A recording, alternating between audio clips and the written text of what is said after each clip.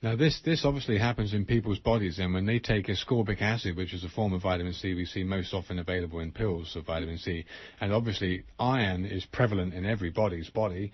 And in a lot of foods. Yeah, and in foods, varying of course. degrees. So this kind of thing. Or in a multivitamin when it's combined together. Yeah. So this is the same thing that's happening essentially. And go ahead. Yeah, this chemist said, "Isn't it amazing that this amount of free radicals you would think would kill anything?" But he said it shows what amazing defenses our stomachs and intestines must have to survive taking ascorbic acid. Wow. And I know in this country too, I'm not putting any blame down, I'm just saying that there seemed to be a kind of cultural trend towards mega dosing. That was not something I wasn't familiar with it when I first came here, but doses of 5 or more grams of vitamin C a day was not uncommon. Linus Pauling pointed out that a goat that weighs as much as a person would be producing about 4,000 milligrams of vitamin C a day. Okay.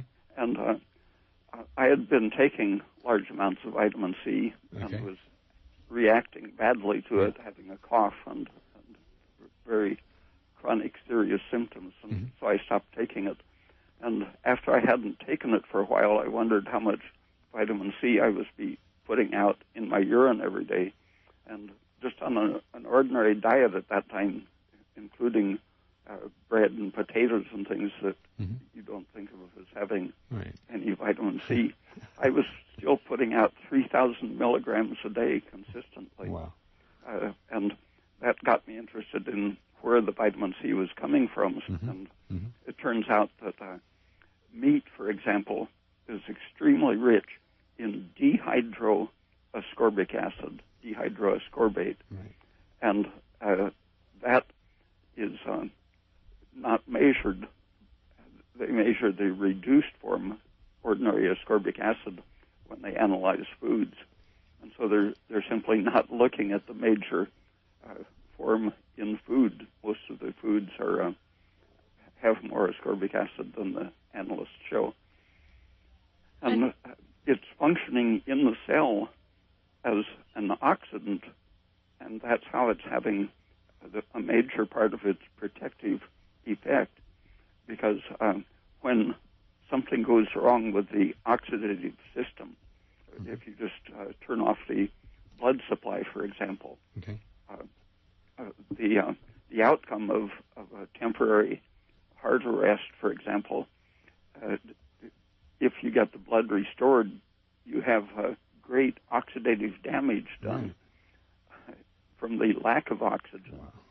And if you have a temporary shut off of the blood supply so that the oxygen isn't processing the fuels in the cell, the electrons that are coming from fat and sugar and protein being metabolized, these electrons will essentially escape and do random damage. But the presence of the oxidative dehydroascorbate in the cell functions as a substitute for oxygen for a short time. And it soaks up these random damaging electrons, being turned back into ordinary ascorbic acid, which then becomes water-soluble, leaves the cell. Wow, so there's a huge amount of this form of vitamin C that plays an extremely important role in our physiology.